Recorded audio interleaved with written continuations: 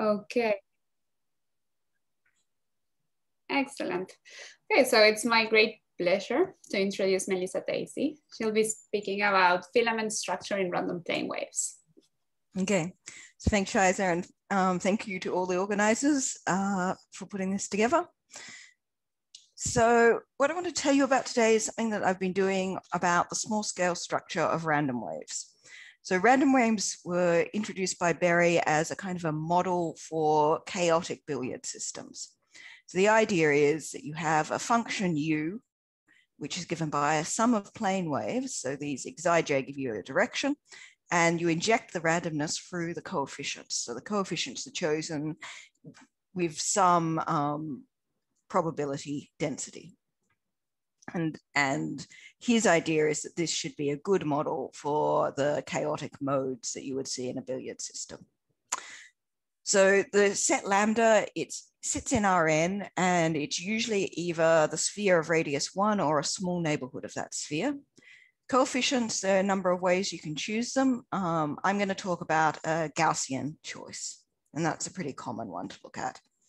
I'm also going to normalize my Gaussian so that the expectation of the density of u squared on a ball of radius 1 is equal to the volume of the ball of radius 1. So this is because you're thinking of it from the quantum mechanical perspective, you're sort of saying that's my universe, and I'm going to normalize to the size of that universe. And so that normalization gives that sigma squared is equal to n inverse, where n is the number of things that you have in there. Typically, you will put these xij at an order h spacing, because if they're at an order h spacing, they're orthogonal to each other, or almost orthogonal, whereas if you put them a bit closer, they lose that orthogonality relationship. Okay, so what do these things look like? So this is some of the numerics done by Alex Barnett that I'm showing you now, and it shows, I think this one is the real part of a random wave. It's either the real or imaginary part. So you can see that there does seem to be some very small scale structure. I mean, if you average over a full region, you don't see that there's any concentration in a region, right? If I take this little corner square, I can't say that you're more likely to be sort of living in this corner square than you are in a corner square up the top. But there does seem to be this stringy structure that persists through there. And so the question got asked, what is this stringy structure? And the first question is, of course, does this really exist? So can I ask you a question about that slide? Sure, Steve. On the right-hand side, you see a color code. Yep. So what do the numbers 3, 2, 1, so forth represent? Okay, so this will be, I believe it's a real part of, if it isn't the real part, it's imaginary part. So yeah, 0 at green, that will be where the value of the function is 0. When you're up in red, you're at your peak of 3. Blue is a trough of -3. So the intense colors, red and blue, indicate a larger value. So you mean green, 0 means 1. The mean value of the function, it's about its mean value? Yeah. Okay. Yeah, so where you're seeing green, if it was perfectly equidistributed, you'd sort of expect it to be sort of this kind of greeny, yellowy, blue all through everywhere.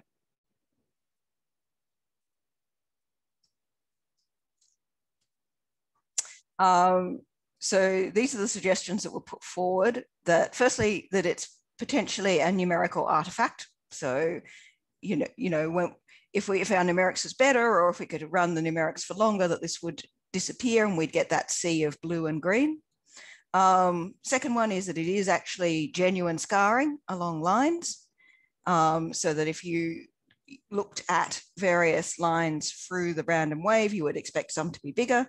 And then connected to to the numerical artifact is that possibly it's just the human tendency to see stuff as a pattern, because we like to see patterns. So a major problem for determining conjectures from numerical work is if there are any enhancements, they must be only logarithmic, right? Because we've got this Van der Kam and also Steve's result that show that the expectation bounds of the L infinity norm of U are bounded above by log lambda, or log 1 on H in this semi-classical statement. So what that means is we don't expect to see fluctuations that go above logarithmic. So anything that we would see would be logarithmic. And that's really hard in a numerical thing to differentiate between, am I seeing logarithmic or am I seeing fluctuations that are sort of bounded, but bounded, say, by 100 times the scale. So that's why it's quite difficult to work out numerically. Okay, so some results that we know. If we fix X and compute the expectation of the absolute value of U of X, that is equal to 1.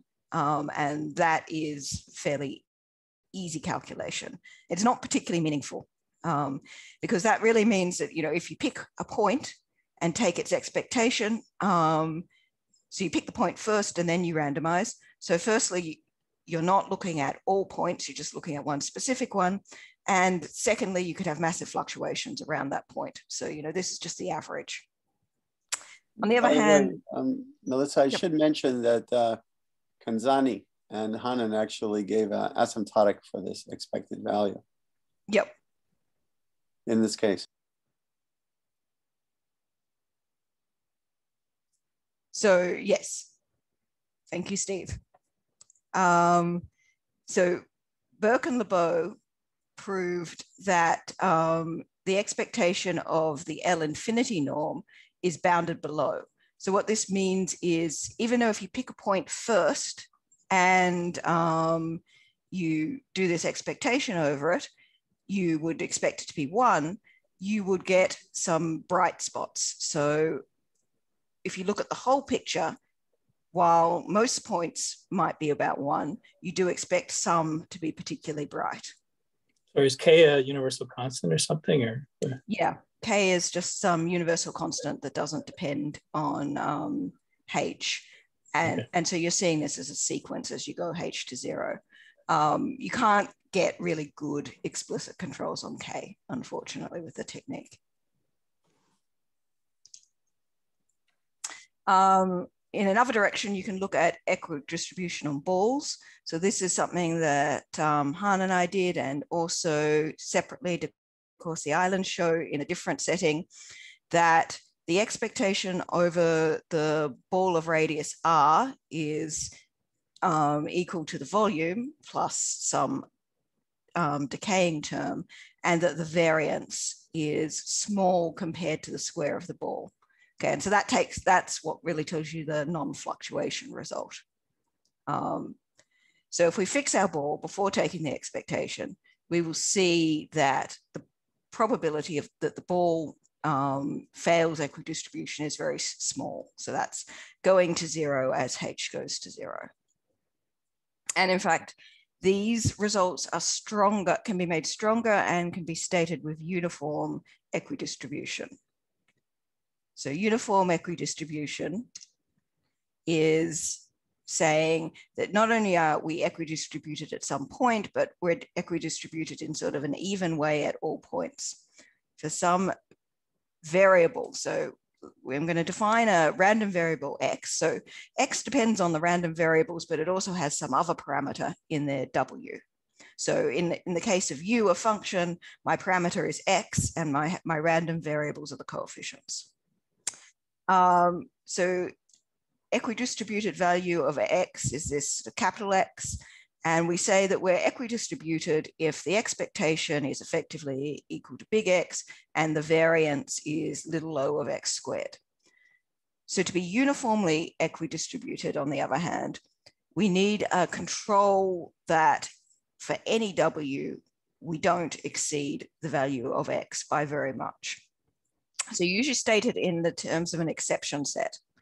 So we look at the set of coefficients C, where there is some W so that X of W minus big X is large. Now you need a couple of parameters in here. M of H measures your distance between the equidistributed value and the value you're looking at. So M of H should be going to 0 as H goes to 0. So you're thinking of this as giving you some kind of small scale control on the concentration. Then you want to measure the probability of this exception set, and you want that to be going to 0. So omega H also goes to 0. And typically we want this to be exponential decay. And fortunately, with things like Gaussian probability measures, then you have exponential decay in there. And there's usually a little bit of a playoff between your variable, what M of H's you can pick, and then how much decay you get in omega of H. And there's sort of explicit controls between them. So if you obtain this, then you can say you're uniformly equidistributed because the probability that anything goes wrong is tiny. So the first thing I'm going to look at now is a sort of random variable that is effectively related to the X-ray transform. So this is f of xi is a random variable where you take the L2 norm of u over the line segment that starts at x and goes for a sort of unit distance in xi. Okay, so if this was equidistributed, the f of xi would be equal to 1 for all xi. So then the question is it equal to 1, and how much does it deviate in expectation and variance and things like that? So if some scars did form, you would expect that the expectation of the L infinity norm, so I'm taking the L infinity norm over x and xi, would be much, much greater than 1, because that would say that some of these X-ray transforms are large, even if many of them are small. So this doesn't happen. This random variable f is uniformly equidistributed. In fact, there's an exponentially small probability that any of these are large. And so the way you do that is first you fix x and xi, and you show that the function f of xi is equal to 1 plus some decaying term as h goes to 0.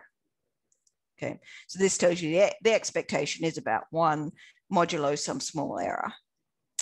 And for each x and xi, you obtain a tail bound. So this tail bound says that I have some kind of control on the set Sxxi. So this is a set of coefficients for which at that coefficient, f minus 1 is large. Okay, so this is not a uniform thing. This is just a thing at one point. And the kind of things you get out of this is an exponential decay. So it's exponentially unlikely at any one point that you are going to get anything other than equidistribution. To turn that into a uniform thing, you need to use the fact that everything you're dealing with is oscillating at frequency about 1 on h, so it doesn't change much on the scale of h. So you put a grid in over your space. So if this is a phase space, you're gridding up. You have both x and xi. And what you want to do is show that if you exceed at some point xxi, then you exceed at some point xxi nu, x nu xi nu. So this is some grid point. And if you can put your grid so that that always happens, then I can control this exception set. Sorry, this should be the just SM. This is the full exception set. I can control this full exception set in terms of the exception sets on the grid points. Okay, so if I fail equidistribution at this point, then I have to fail it at a grid point. And the thing that is useful about this is because of the scales, you have to put in a polynomial grid. Okay, so these have to be some power of h close to each other. So I have a polynomial growth of grid points, but I have an exponential decay of probability. And of course, that just completely beats out the polynomial growth of grid points. So I have to give a bit of my exponential decay to be able to come back to say I've got the uniformity. Okay, and so this is a fairly standard argument for going from expectation calculations at one point to uniform expectation calculations. But this isn't the full picture. We need to look at phase space to get that. So instead of considering a random variable along a line, I'm going to consider a random variable, which is the L2 mass of a localizer applied to U. So this localizer, its Fourier support lives in a h to the alpha aperture region of the sphere. And then its configuration space is matched to that aperture. So if mu is equal to 1, then this h to the 1 minus 2 alpha and h to the 1 minus alpha supports, that would be the most you could go because of the uncertainty principle, right? That would be, if you tried to concentrate any more than that, you would be trying to do something that the uncertainty principle doesn't allow. So this is why I say that mu measures how close you are to the Planck scale. If mu is 1, you're at Planck scale. As you make mu larger, you relax your localization and you move away from Planck scale. Alpha just gives you the shape of the aperture. And you pick a normalization so that this thing is normalized to be 1 plus something that is decaying if you are equidistributed. So then the question is, how often is this thing 1? So it's reasonably easy to show that if you take the square of this and take its expectation that that is 1. This just follows from the fact that these are Gaussian, independent Gaussian variables. So you literally just square everything and calculate with the Gaussian variables. So what we actually want to know about is uniformity. If you're well away from Planck scale, then you follow the same process as the X-ray variable. You prove it at each point, then you put up a grid, and you can put up a grid that is polynomial, you have exponential decay, and you obtain this kind of statement about on the exception set. So if you're well away from Planck scale in the phase space, then you do not have fluctuations either, and that's a uniform statement. The Planck scale case is a bit more easy. So here we get something that is analogous to Burke and Lebeau. So they found that the L infinity norm was bounded below by a sort of logarithmic factor. So what we're finding here, for if we take the L infinity norm on x and xi, again, we have these logarithmic bounds on both sides. So we do expect at Planck scale to see that this is logarithmically exceeding the equidistributed value. And so what does that look like? Well, for the values of x, this could be understood as saying we have some bright points, right? Some points that are logarithmically brighter than they should have been. But for this G function, because of the uncertainty principle, we don't really talk about points anymore. We have to have something that is quite smeared over. So if we drew a phase space, so I'm representing the ball of radius, parameterize the sphere from minus pi to pi. So I can have bright spots, but in this case, the spots are actually little smeary tubes in the phase space. So if I did a color plot of the size of G in this sort of three-dimensional region, I would see some smeary regions that were logarithmically larger than the other ones. Now, this method doesn't tell you how many regions. You just know that there's going to be at least one. Okay, and the technique is very similar to what Burke and Lebeau did. We estimate above and below by a LP norm for a large enough pH. So this has to be logarithmic in H. And then we directly compute this LPH norm. So it's difficult to directly compute the LPH norm. We have to compute the LPH to the power pH norm so that we can expand out everything. But then we can use measure concentration to link these two up. And so the key computation is that we assume that pH is even, and we write the square as a quadratic in a matrix, and we study the eigenvalues of the matrix, and they tell us something about how this grows. And then the rest is just a calculation from the Gaussian variables. Once you've computed this thing, you use measure concentration to link it to the expectation of the actual LP norm. And from there, you go to the L infinity norm. Okay, so what do I think is happening? So clearly, we can rule out the fact that you could possibly have actual concentration on the lines because of the X-ray transform result. But there is something going on in phase space that is exceeding the equidistributed value. And what I would expect to see is that there is some correlation between the bright spots in configuration space and the bright smears in phase space. So the idea would be that if you had one of these sort of tubular regions that was large, that the bright spots might line up along that line. They would potentially be more likely to be there. And it's important to remember that these bright spots are only logarithmically bright. So we could have an awful lot of them along the line and still have the L2 mass of that line being 1, right? We'd have to have practically all of them bright before it would measure in the L2 sense. So you could get something that you could really visually see and look like enhancement along the line while still being this kind of weaker correlation along a line. So I think that looking at correlations is probably what we really need to do here.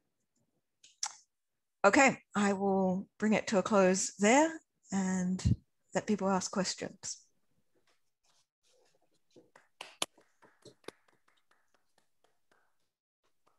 Thank you, Melissa. Thank you very much. Are there any questions? So it looks like you have like a chain of small islands, right? Which, so you don't have a long ridge, but no. You have like a little thing, and then there's a gap, and then there's another little thing, and so on, right? Yeah. Along. And they sort of also wiggle a bit. They're not perfectly straight. So this could be like, I don't know, a sine function, right? So sometimes it's big, and I don't. Yeah. I have no idea. Yeah, I mean, this sort of wiggle structure also argues for it being correlation or something weaker than actual scarring along a line. Because if you're looking at correlation along that kind of tube thing, it doesn't have to be perfectly along a line because you've got that kind of uncertainty principle blur. So is your problem the sizes of the boxes that you're choosing? Do you think like the problem here is the Planck scale?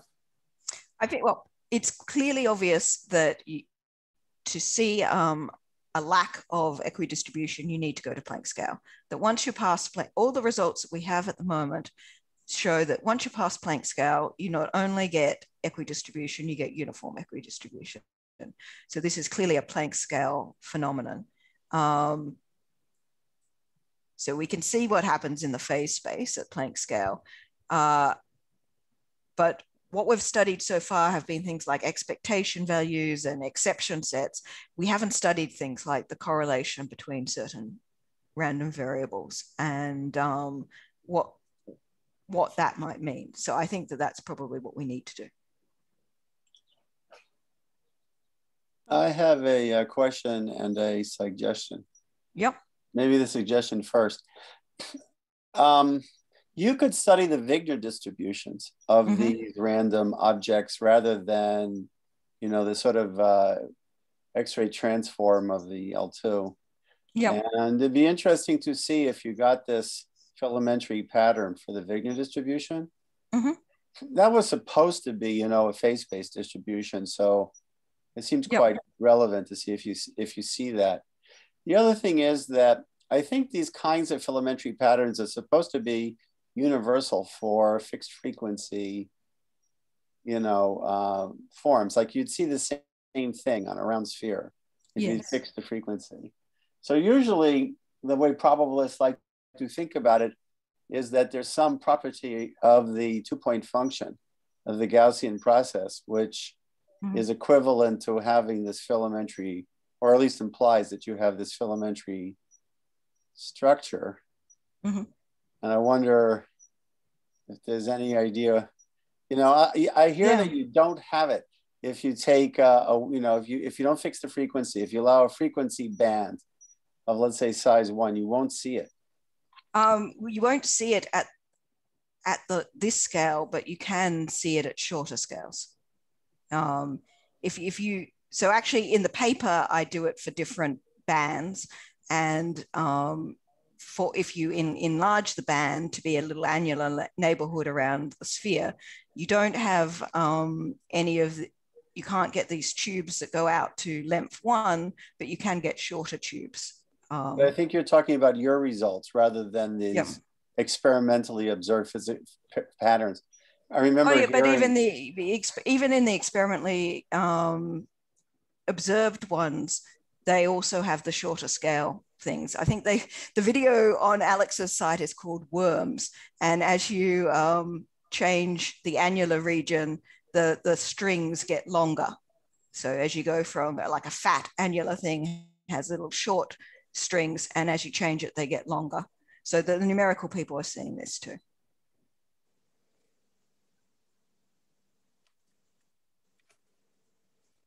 But yeah, it does seem to be something that is specifically related, like it is something about the scale, and it shouldn't be something that is special about plane waves. It's something about restricting the scale to a particular band, and then what kind of length you see is more about the uncertainty principle than about what your ambient space is.